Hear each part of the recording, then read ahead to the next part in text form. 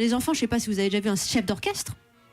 Non. Et une chef d'orchestre, c'est encore un peu plus rare. Ça, c'est vrai qu'on ne pense pas toujours à une femme dans ce métier. Pour quelle raison d'ailleurs?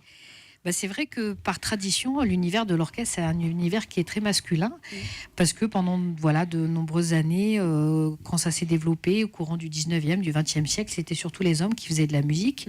Il y a encore quelques années, en Europe, par exemple, les femmes étaient interdites dans certains orchestres. Donc c'est vrai donc c'est vrai que d'avoir aussi un chef d'orchestre, c'est pas encore trop dans les traditions et les mentalités, même si les choses maintenant tendent à évoluer. Dans les orchestres, on a de plus en plus de femmes qui intègrent les orchestres, également dans des instruments où on les voyait peu il y a quelques temps, comme les cuivres, les percussions. Et donc c'est vrai que j'espère que de plus en plus on aura l'occasion aussi de voir des jeunes femmes. On a aussi peut-être à un moment donné préjugé aussi de la capacité des femmes à diriger des orchestres, alors qu'on dirige du répertoire romantique, post-romantique, on a facilement 80, 100, 120 musiciens devant soi, donc il faut avoir à la fois l'autorité nécessaire pour gérer tout ce petit monde, avoir aussi la créativité artistique, et parfois on a aussi un peu préjugé aussi de la capacité des femmes à pouvoir avoir cette autorité là aussi, mais bon, maintenant on sait que c'est pas de préjugés pas du tout un souci. Vous avez cassé tous les préjugés justement, Zaya Ziwani, et ce qui nous intéresse aussi, c'est de faire découvrir des métiers, peut-être donner des vocations, susciter des vocations dans le studio d'Europe 1. Et commencer avec une question de Youssef, avant Méliné, Mamadou. Bonjour Youssef, tu as posé la question tout près du micro, s'il te plaît. On t'écoute.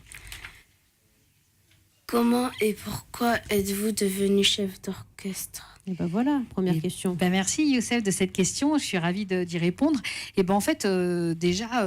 Pourquoi? C'est parce que j'étais passionnée par la musique, et quand j'avais votre âge et même un peu plus jeune, j'écoutais beaucoup de musique à la maison. Mes parents étaient très mélomanes, c'est-à-dire qu'ils aimaient beaucoup la musique classique, et ils m'ont fait découvrir cette musique-là.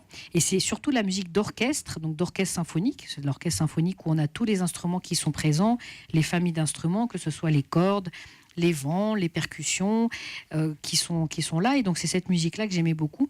Et quand j'ai commencé à faire de la musique, j'ai voulu rejouer cette musique-là que j'entendais à la maison, les œuvres de Beethoven, de Brahms, de Tchaïkovski et d'autres compositeurs encore. Et quand j'ai commencé à faire de la musique, j'ai commencé d'abord par la guitare classique.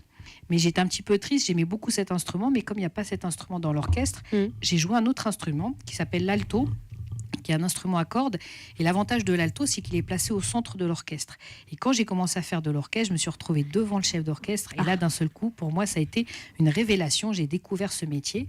Qu'est-ce qui vous a plu? Cette autorité naturelle, c'est cette gestuelle aussi incroyable, oui, on vit les choses. Puis, en fait, je crois que j'avais envie, j'étais assez curieuse. Et à l'époque, j'avais envie aussi de donner mon avis. Quand il donnait des fois des conseils en disant on va jouer moins fort, on va jouer plus fort, plus doux, on va essayer de conduire la phrase musicale dans ce sens. Et j'avais envie d'être comme ce monsieur devant moi et de donner moi aussi mes propres idées. Et c'est comme ça que petit à petit, l'idée est venue chez moi et a germé pour devenir chef d'orchestre. Voilà.